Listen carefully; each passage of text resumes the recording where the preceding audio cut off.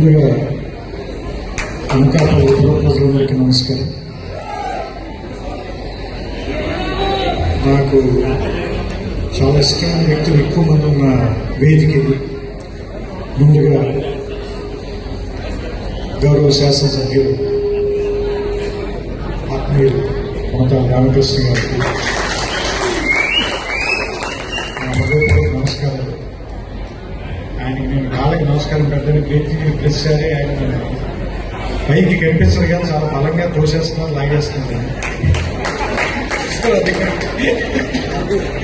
అందుకని వారికి కనిపించలేదు, దీన్ని నేను ఆపలేదు కాబట్టి. అలాగే తెలుగు భాష అంటే విపరీతమైన మమకారం ఉంది. కవులని సాహిత్యం కోసం తరాలుగా జీవితాన్ని టైంని వెచ్చించిన మండల బుద్ధప్రసాద్ గారికి, గౌరవ శాసనసభ్యులు అవనయాల నుంచి వచ్చారు, వారికి నా పాదాభివందనాలు. అండ్ మనిషి దేశం వదిలేరు కానీ మనసు తెలుగును వదిలిపెట్టలేదని నాకు తోటకూర ప్రసాద్ గారిని చూసినట్టు అనిపిస్తుంది. చాలా మంది మాటల్లో చెప్తారు కానీ ఆయన శాస్త్రి గారంటే ఉన్న ప్రేమ మొత్తాన్ని ఆయన సాహిత్యాన్ని ఆయన సంపుటాలుగా వేసి చూపించారు. ఈరోజు ఆయన విగ్రహాన్ని ఇక్కడ మన కళ్ళ ముందు 9 అడుగులతో నిలబెట్టి చూపించారు. ఇంకెంతకంటే ఒక మనిషి తనకున్న ప్రేమను చూపించడానికి నాకు తెలిసి తార్కాణం ఉంటాయని నేను అనుకోను. ఆయనకి మనస్ఫూర్తిగా నేను నమస్కారాలు చెప్తున్నాను. నా కృతజ్ఞతలు సార్.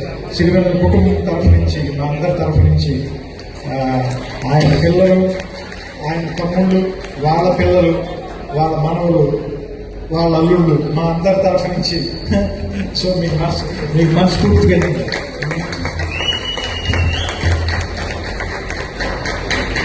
ఎందుకంటే నేను ఆ విగ్రహం చూస్తున్నప్పటి నుంచి నాకంత జెన్యూన్గా చెప్పాలంటే నేను చాలా ఆఫ్ అయిపోయాను. ఎందుకంటే ఎక్కువ సంవత్సరాలు ఆయనతో సన్నిహితంగా గడిపున్నాం కదా. ఆయన విగ్రహంగా చూస్తుంటే మనసుకైతే అంత ఏం బాగలేదు. నాకే ఎలా ఉందంటే అది అక్కడ చివరున్న ఆవిడికి, వాళ్ళ పిల్లలకి ఎలా ఉంటుందనేది నేను ఊహించగలను. సో మీ అందరి తరఫున కూడా మనందరి కృతజ్ఞతలు నేను ఆయనకి చెప్పాను. ఇది చాలా ఎమోషనల్ మూమెంట్ ఇది. సరే, దీంట్లోకి పర్సనల్ దాంట్లోంచి బయటకు వస్తే ఇక్కడ మీకు అనిపించవచ్చు, సరే మీకు ఒక కవి నచ్చాడు, ఆయన ఒక చోట పుట్టాడు, ఆయనకి అక్కడ ఒక విగ్రహం కట్టాం, ఏం అందులో పెద్ద గొప్ప ఏముంది అందులో అంటే, మనకున్న చాలా చెడ్డ అలవాటు ఏంటంటే రోజు మనమే ఫోటో తీసుకుంటాం కానీ మన ఇలా తయారు చేసిన మన అమ్మ ఫోటో కూడా ఒకటి కూడా ఉన్నప్పుడు కదా మన ఇంట్లో ఉండాలి కదా. అలాగే ఈ ఉత్తరాంధ్ర తెలుగు సాహిత్యానికి పురిటి గడ్డ. ఇప్పుడు మనం మాట్లాడుకుంటున్న తెలుగు వ్యావహారిక పదాలన్నిటినీ, ఈ భాషని క్యాప్సూల్ చేసినటువంటి గిడుగు రామూర్తి పంతులు గారు, వ్యావహారికంలో 130-140 సంవత్సరాల క్రితమే కన్యాశుల్కం లాంటి అత్యద్భుతమైనటువంటి నాటకాన్ని రాసినటువంటి గురజాడ గారు, మాత్రా ఛందస్సులో ముత్యాల సరాల లాంటి ఫ్రీ వర్స్ రాయొచ్చు అని మొట్టమొదటిగా ఒక ప్రయోగం చేసినటువంటి గురజాడ అప్పారావు గారు, శ్రీశ్రీ తెలుగు సాహిత్యాన్ని ఒక శకాన్ని మలుపు తిప్పి ఈ శతాబ్దం నాది అని చెప్పినటువంటి శ్రీశ్రీ ఇదే అనకాపల్లి వీధుల్లో, వైజాగ్ వీధుల్లో తన స్నేహితులతో కలిసి తిరిగాడు. అలాంటి గొప్ప గొప్ప సాహిత్యకారుల్ని అందించినటువంటి రావి శాస్త్రి, 6 సారా కథలు రాసిన రాచకొండ విశ్వనాథ శాస్త్రి, ఇలాంటి మహా సాహితీవేత్తల్ని కన్న స్థానం ఇది. ఒక సీతారామ శాస్త్రి, ఇలాంటి వాళ్ళని మనం విగ్రహం పెట్టడం మూలంగా ఏంటంటే రోజు సాయంత్రం పూట అదే చోట క్రికెట్ ఆడుకునే కొంతమంది కుర్రాళ్ళు, అక్కడ కూర్చుని కబుర్లు చెప్పుకునే వాళ్ళు సడన్గా వెనక్కి తిరిగి చూసి ఆ లైట్ కింద ఉన్నది ఎవడరా అంటే సీతారామ శాస్త్రి ఒక రైటర్ అంటే ఆయన రాసిన పాట ఒకటి గుర్తు తెచ్చుకుంటే వాడి జీవితంలో ఒక మార్పు వస్తుందేమో, వాడి జీవితంలో ఎక్కడికి వెళ్తలేము. సో కొంతమందిని గుర్తు తెచ్చుకోవడం మూలంగా మనం బెటర్ అవుతుంది. ఒక అమ్మాయిని ఏడిపించడానికి వెళ్ళేవాడికి వెనకాల అక్క కనిపించింది అనుకోండి, ఆగిపోతాడు కదా.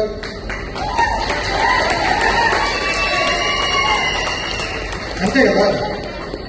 ఒక తప్పు చేయాలనుకునే వాడికి రైట్ చెప్పే సీతారామ శాస్త్రి బొమ్మ కనిపిస్తే ఆగిపోతాడు కదా.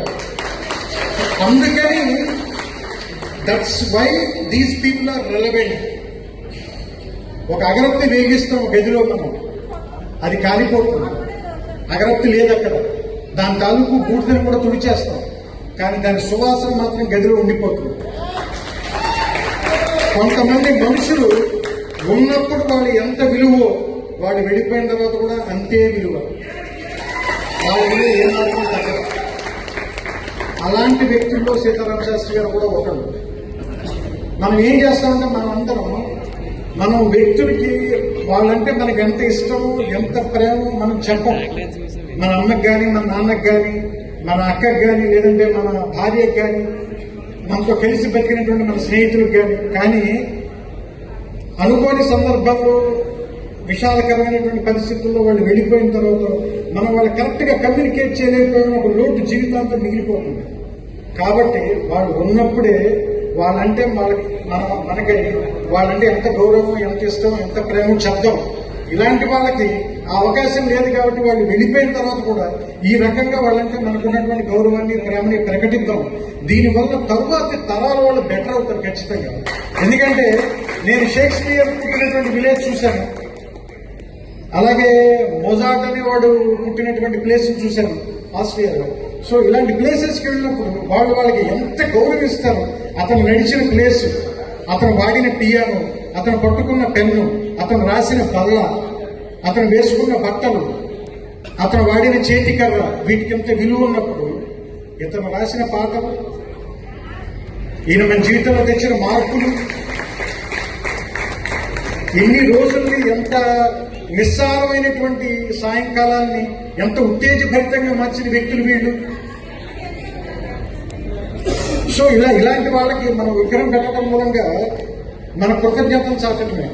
వీళ్ళంటే ఏమిటో తెలియని తర్వాత తరం వాళ్ళని చూసినప్పుడు వీళ్ళు ఎవరు అని అడిగితే చెప్పడానికి మన దగ్గర ఒక రికార్డు ఉంటుంది. అలాంటి రికార్డు మనకి ఇవ్వటంలో ఉపయోగపడినటువంటి తోటకూర ప్రసాద్ గారికి మరొకసారి మనస్ఫూర్తిగా నా కృతజ్ఞతలు చెప్తున్నాను. నాకు ఇక్కడ వస్తుంటే, నాకు వెళ్తుంటే అక్కడే ఆయన పెళ్లి జరిగింది, ఇక్కడే ఆయన తిరుగుతూ ఉండేవారని చెబితే, మనుషులు పుట్టిన ఊళ్ళు చాలా మామూలు కావచ్చు, పెరిగిన ప్రదేశాలు చాలా మామూలుగా ఉండొచ్చు, కానీ వాళ్ళ ఆలోచనలు చాలా గొప్పగా ఉండొచ్చు. అవి మాత్రమే వాళ్ళని ఎక్కడెక్కడికో తీసుకెళ్తాయి. సో అందుకని ఇక్కడ ఉన్నటువంటి సీతారామ శాస్త్రి గారిని అక్కడికి తీసుకెళ్ళి అక్కడి నుంచి అమెరికా దాకా ఖండాలు, సముద్రాలు దాటించి మనందరికీ ఇష్టడయ్యేటటువంటి చేసిన ఆయన ఆలోచనలు. సో అలాంటి ఆలోచనలు ఉన్నటువంటి వ్యక్తుల్ని చూడడం ద్వారా, వాళ్ళని స్మరించుకోవడం ద్వారా, వాళ్ళ గురించి మాట్లాడుకోవడం ద్వారా మనలో కూడా తరువాతి తరాల్లో కూడా అలాంటి వ్యక్తులు ఎంతో మంది వచ్చేటువంటి ఛాన్స్ ఉంటుంది. సో ఒక మామిడి పండుని తినేసిన తర్వాత దాన్ని టెంకని పడేస్తేనే నేలలో ఇంకో చెట్టు వస్తుంది. అలాంటిది ఒక ఆలోచన ఇంకోళ్ళు విసిరితే ఎలాంటి మహావృక్షం వస్తుంది.